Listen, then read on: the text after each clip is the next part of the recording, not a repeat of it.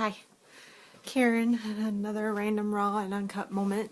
Um, I wanted to talk a little bit about detox, and it can be detox from anything. I mean, I know a lot of people are thinking, oh, detox from drugs or something shameful, or you can detox off food, you can detox off, well, maybe I'm cutting out some caffeine, there's a detox.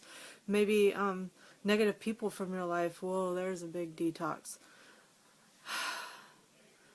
Detox is something, it's a very big struggle, and it can be for many people. Know whatever you're dealing with. Excuse me, my biggest detox struggle was dealing with the emotional issues of my mom. She was very hurtful. She was at times very evil, vindictive, wanted to take over my life even when I was a grown person. Um, it was a very big struggle to the point at the very end. She did have mental diseases. She had a lot of neurotoxicity, a lot. Um, at the time, nobody knew the answer to anything that was going on. It doesn't make it right what she did, but it does give you a better understanding. People who do struggle with that. Her life was not peaches and cream either growing up. Um, but thinking that she was my mother, I must deal with it.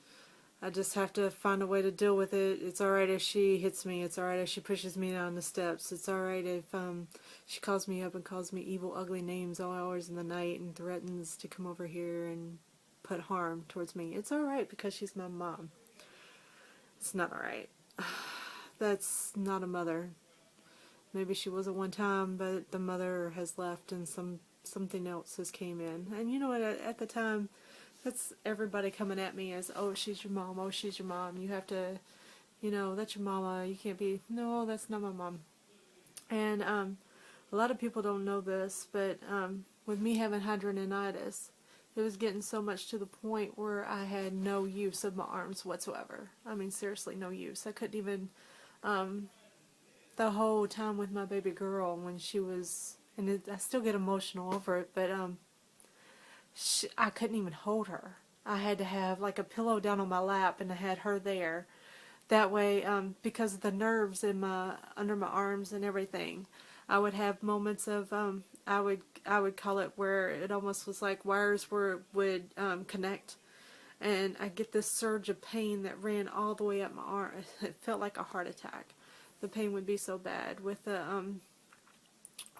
oh my goodness, I keep saying, oh, I'm sorry. With the nerve damage. I had a lot of nerve damage. You're talking 16 years of surgeries where they would cut, probe, pick, stick everything underneath my arms to the point where it called sinus tracking and keloid scars, and I hope I'm saying that right, scar tissue. And it just restricted and tightened it so much I couldn't even raise my arms. And I didn't know anything like I do now about how I could heal myself with food and with the proper food, the right food. And so I did jump from doctor to doctor. Well, at the time, when all this was going on with my mom, I found a doctor who was going to help me. I trusted him. Every doctor I went to was like, it's going to be like opening Pandora's box. You're going to die, your disease will spread. And he didn't say this. He gave me some hope, which was awesome. And he goes, young lady, we are going to make it where you can use your arms again. And that was the first time anybody ever told me that. And Mom was getting even worse with it. At this time, I pretty much cut. I was getting sicker. She was making me sicker because I was allowing it.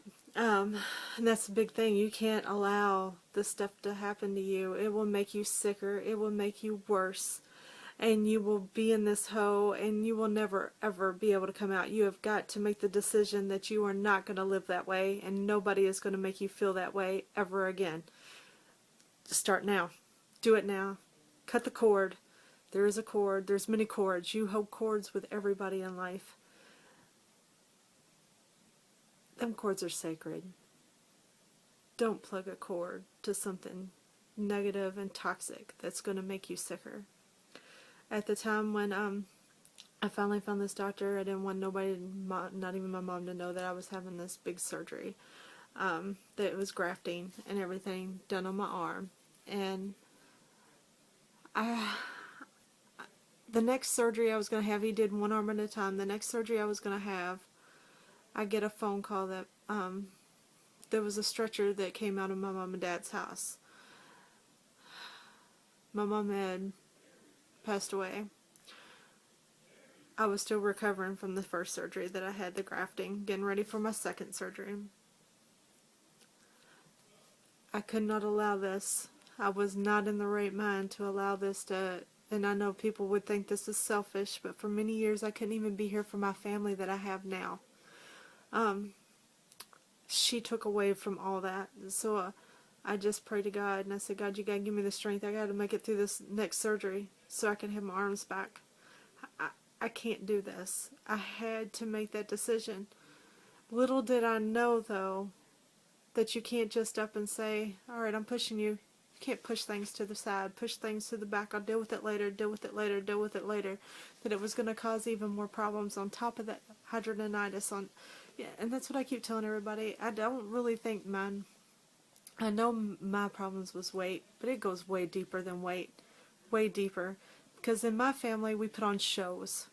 And we were very good at putting on shows. Nobody knew anything was going on in my family. And so I was a very good actress, I guess. That's not a good thing. So I would put everything back, put it back, and not want to deal with it. That's bad. Don't do that. Don't do that. Act on it now. Whatever's bothering you, you take care of it now. And when I say take care of it, it doesn't bother you no more. It doesn't tug at your heart. It's not in the pit of your stomach. It's not in every fiber, every anxiety ridden up your arms, to your chest, going down through your legs. You feel no obligation, no nothing towards that. You got to do it any way that you know how.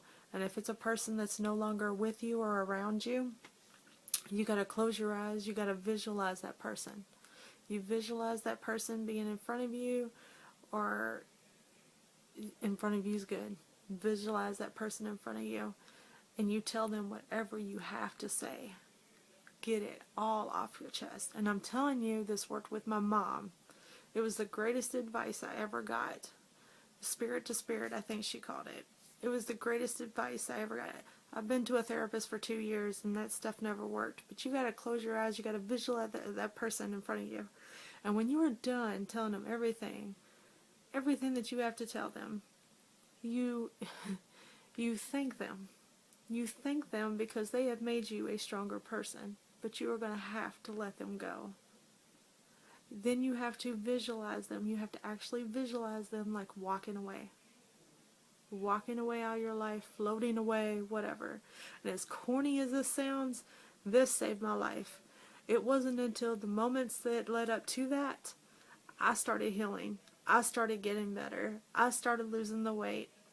The pseudo-tumor, the hydronitis, everything, it just seemed like it start letting go. Now the letting go wasn't a piece of cake, because then it was like, holy cow, detox, emotional detox, because you have to, it seems like everything starts rushing in to be let go.